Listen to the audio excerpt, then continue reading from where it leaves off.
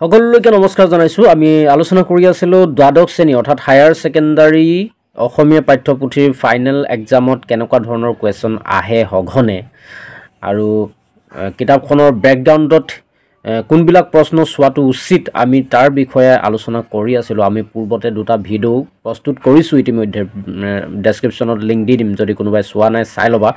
আমি নেক্সট আজি 3 number part হ'ব, আজি এইটো শেষ পাৰ্ট হ'ব আৰু এই পাৰ্টটো আমি কাঠমিস্ত্ৰীৰ ঘৰ কবিতাটোৰ পৰা একেবাৰে শেষ পাৰ্টটোলৈকে আমি আলোচনা কৰিম। তেন্তে পলম নকৰোঁ, আহা আমি ভিডিঅ'টো আৰম্ভ কৰোঁ।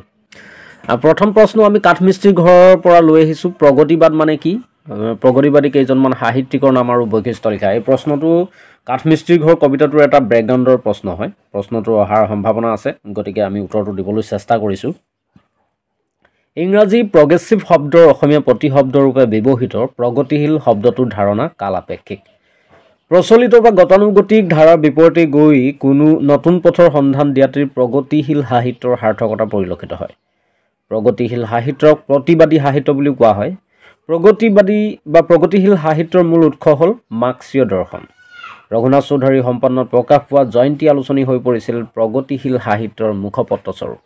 প্ৰগতিশীল সাহিত্যৰ লেখকসকলৰ ভিতৰত ভৱানন্দ দত্ত, ধীৰেন্দ্ৰ চন্দ্ৰ দত্ত, অমূল্য বৰুৱা, হেম বৰুৱা, চক্ৰেশ্বৰ ভট্টাচাৰ্য আদি। নেক্সট আহিছোঁ প্ৰগতিবাদী সাহিত্যৰ প্ৰধান বৈশিষ্ট্য কেইটা কি কি বা বৈশিষ্ট্যসমূহ কেনেকুৱা ধৰণৰ। 3টা বৈশিষ্ট্য লিখা বুলিও পৰীক্ষাত হয়তো আহিব পাৰে।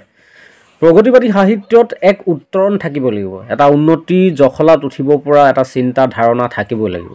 নেক্সট, প্ৰগতিবাদী সাহিত্যত নাৰী মুক্তিক গুৰুত্ব দিয়া হয়। আমি প্ৰগতিবাদী সাহিত্যৰ বিশেষকৈ দুটা কথা পাইছিলোঁ, এটা হৈছে নাৰী মুক্তি আৰু এটা হৈছে গ্ৰাম্য জীৱনৰ উন্নয়ন। অৰ্থাৎ আমি নাৰীক মুক্তিৰ কথা তাত থাকিব লাগিব আৰু গ্ৰাম্য জীৱনৰ যিটো গাঁৱলীয়া সমাজ সংস্কৃতিৰ যিটো উন্নয়ন, সেই উন্নয়নটো তাত থাকিব লাগিব। নেক্সট, প্ৰগতিবাদী সাহিত্যত শোষক শোষিত এখন প্ৰতিচ্ছবি দেখিবলৈ পোৱা যায়। কোনোবাই যে শোষণ কৰি আছে, কোনোবাই যে শোষিত হৈ আছে, প্ৰতিবাদ কৰিব লাগে, তেনেকুৱা এক প্ৰতিচ্ছবি আমি প্ৰগতিবাদী সাহিত্যত দেখিবলৈ পাওঁ। এইকেইটাই হৈছে প্ৰগতিবাদী সাহিত্যৰ প্ৰধান বৈশিষ্ট্য।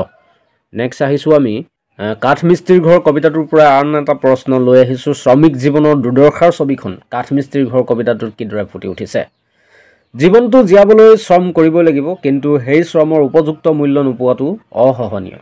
কাঠমিস্ত্ৰী নিজে আন্ধাৰত থাকি আনৰ ঘৰখন মায়াপুৰীৰ দৰে কৰিবলৈ দিনৰ দিনটো কপালৰ ঘাম মাটিত পেলাই ৰাণ্ডাৰ হেঁচা আৰু বটালি খুন্দাত নিৰস কঠিন বেকা বেগী কাঠক এক মনোহৰ ৰূপ প্ৰদান কৰে।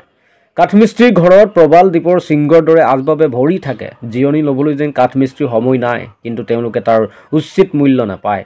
কাঠমিস্ত্ৰীৰ দৰে অন্য কমাৰ কহাৰ কাঠমিস্ত্ৰী ৰাজমিস্ত্ৰী সকলোকো তেনেদৰে বিলাসী দলে শোষণ কৰি আছে আৰু তেওঁলোক শোষিত হৈ আছে। এনেদৰে শ্ৰমিক জীৱনৰ দুৰ্দশাৰ ছবি ফুটি উঠা দেখিবলৈ পোৱা গৈছে। নেক্সট আহিছোঁ আমি আঘোণৰ কুঁৱলী কবিতাটোৰ পৰা এটা প্ৰশ্ন লৈ আহিছোঁ। আঘোণৰ কুঁৱলী কবিতাটোত কবিৰ অন্তৰৰ বিষাদবোধ কিদৰে ফুটি উঠিছে? আঘোণ কেৱল এটা মাহ নহয়, ই হৈছে কৃষকৰ স্বপ্নবিলাসৰ মাহ। মাটিক কৰ্ষণ কৰি কৃষকে নাঙলৰ হিৰলোত যি সপোন বান্ধি সমাৰ বাইছিল, সেই সপোন আঘোণে পূৰ্ণ কৰে। পূৰ্ণ হয় কৃষকৰ ভঁৰাল, পূৰ্ণ হয় কৃষকৰ কেঁচা ঘামৰ সোণ। জীৱনলৈ যেতিয়া সংঘাত আহে, তাৰ পৰা উপজা যন্ত্ৰণাই হৈছে কুঁৱলী। জমিদাৰ মহাজন বা মাটিৰ মালিকৰ পথাৰত তেজ ঘাম দি শৌচ কৰে খেতিয়কে, কিন্তু উৎপাদিত অংশৰ সৰহভাগ মালিকে হস্তগত কৰে। এয়াই হৈছে কুঁৱলী। মনৰ জোখাৰে কেতিয়াও জি থাকিবলৈ নাপায় এই কৃষকসকলে। বুকুৰ জোখাৰে আপোন বুলি ভবাজনক নিজৰ কৰি ল'ব খোজা ইচ্ছা কোনো পূৰ নহয়। বিষময় জীৱনৰ দুখবোৰ ভগাই ল'বলৈকে সেউতি হ'ল। কুঁৱলীয়ে সেউতিকো হেৰুৱালে। কবিয়ে কবিতাটোত এফালে আঘোণৰ প্ৰকৃতিৰ সুন্দৰতা, আনফালে শোষিত কৃষক দলিতসকলৰ জীৱন যাত্ৰাৰ ৰুঢ় বাস্তৱতাৰ চিত্ৰ ফুটাই তুলিছে। শেষ কৰিছে এক অপূৰ্ণতাৰে। ডাঙৰি বান্ধিম বুলি তৰাজৰী তোলাতে থাকিল। এনেদৰে কবিৰ অন্তৰৰ বিষাদবোধ ফুটি উঠা দেখিবলৈ পোৱা গৈছে। নেক্সট আহিছোঁ আমি উভতি নহাৰ কবিতাটোৰ পৰা এটা ইম্পৰ্টেণ্ট কুৱেশ্যন পৰীক্ষাত খুব সঘনে অহা দেখিবলৈ পোৱা যায়। ৰোমান্টিক কবিতা আৰু আধুনিক কবিতাৰ মাজৰ পাৰ্থক্য লিখা। মই পইণ্টত দিবলৈ চেষ্টা কৰিছোঁ। ৰোমান্টিক কবিসকলে সাধাৰণ একেটি বস্তুকে অসাধাৰণ কৰি তোলে, কিন্তু আধুনিক কবিসকলে বিবিধ দৰ্শনেৰে তাক অৰ্থঘনত্ব কৰি তোলে। নেক্সট পইণ্ট, ৰোমান্টিক কবিসকলে প্ৰেমক আটাইতকৈ গুৰুত্ব দিয়ে, কিন্তু আধুনিক কবিসকলে প্ৰেমৰ নতুন সংজ্ঞা দিছে, য'ত জৈৱদেহজ কামনা সিদ্ধিক গুৰুত্ব দিয়ে। অতীত প্ৰীতিৰ ৰোমান্টিক কবিতাৰ লক্ষণ, কিন্তু বাস্তৱতা আধুনিক কবিতাৰ লক্ষণ। ৰোমান্টিক কবিতাত কাল্পনিকতাৰ ৰহণ যথেষ্ট পৰিমাণে দেখা যায়, কিন্তু আধুনিক কবিতাত কাল্পনিকতাতকৈ নগৰীয়া যান্ত্ৰিক জীৱনৰ হুমুনিয়াহে বেছিকৈ দেখিবলৈ পোৱা যায়। নেক্সট আৰু এটা আছে, ৰোমান্টিক কবিতাবোৰত আধ্যাত্মিকতাৰ প্ৰভাৱ দেখা যায়, কিন্তু আধুনিক কবিতাবোৰত ঈশ্বৰৰ প্ৰতি অনীহা প্ৰকাশ হোৱা দেখিবলৈ পোৱা যায়। নেক্সট আহিছোঁ কৰুণতম কবিতাটোৰ পৰা এটা ইম্পৰ্টেণ্ট প্ৰশ্নলৈ। কৰুণতম কবিতাটোত গ্ৰাম্য আৰু নগৰীয়া জীৱনৰ প্ৰতিচ্ছবি কেনেদৰে ফুটি উঠিছে? উত্তৰটো দিবলৈ চেষ্টা কৰিছোঁ। কবিয়ে আধুনিকতাই গ্ৰাস কৰা গ্ৰাম্য জীৱনৰ কথা উপস্থাপন কৰিছে। অতীতৰ গভীৰ স্মৃতিবোৰে যেন ভৱিষ্যতৰ সুন্দৰতাত আঘাত সানিছে। কবিয়ে সংক্ষেপভাৱে কৈছে যে মই মোৰ সন্তানক ক'ত থৈ যাম। গাঁৱলীয়া বোকা পানী মাটিৰ লগত খেলি ডাঙৰ হোৱা কবিয়ে আহিনৰ পথাৰৰ গোন্ধ নাকত লাগোতে তেওঁ কৃষক দেউতাকলৈ মনত পেলাইছে। দোকানৰ জাপ ভঙা গামোচাৰ সুগন্ধত মাকলৈ মনত পেলাইছে। এয়া হৈছে গ্ৰাম্য প্ৰতিচ্ছবি। কবিৰ দেউতাক আৰু মাকে কবিক এই অভিজ্ঞতা দি থৈ গৈছে। কিন্তু বৰ্তমান সময়ত গাঁৱলীয়া সমাজ আধুনিকতা তথা পৰিৱৰ্তনৰ হেঁচাত নগৰীয়া হ'ল। ফলত কিছুমান অতীত সময়ৰ বুকুত হেৰাই গ'ল। কবিয়ে এতিয়া নিজৰ সন্তানক মনত ৰাখিবলৈ কি দি থৈ যাব বুলি হতাশাত ভুগিছে। এনেদৰেই গ্ৰাম্য আৰু নগৰীয়া দুখন প্ৰতিচ্ছবি কবিতাটোত ফুটি উঠা দেখিবলৈ পোৱা গৈছে। নেক্সট আমি জয়ন্তী আলোচনীৰ বিষয়ে অকণমান কথা আমি জনাটো খুবেই প্ৰয়োজনীয়। জয়ন্তী আলোচনীৰ কথা আহিবও পাৰে। জয়ন্তী আলোচনীখন প্ৰকাশ পাইছিল 1938 চনত। প্ৰথম সম্পাদক আছিল ৰঘুনাথ চৌধাৰী।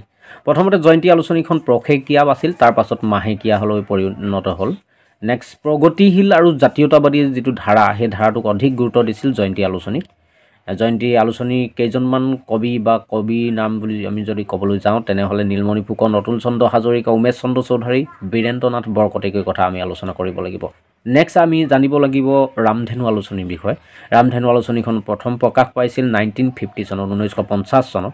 বিৰিঞ্চি কুমাৰ বৰুৱাৰ সম্পাদনাত ৰংঘৰ শিশু আলোচনী বিলোপ ঘটায়। ৰংঘৰ নামৰ এখন শিশু আলোচনী আছিলে, সেই আলোচনীখনৰ বিলোপ ঘটাই ইন্দ্ৰকমল বেজবৰুৱাৰ সম্পাদনত ৰামধেনু প্ৰকাশ পায় 1950 চনত। পৰৱৰ্তী সম্পাদকসকল আছিলে, মানে ইন্দ্ৰকমল বেজবৰুৱাৰ পাছতে পৰৱৰ্তী আৰু কিছুমান সম্পাদকে ৰামধেনু আলোচনীখন গতিশীলতা বঢ়াই নিছিল।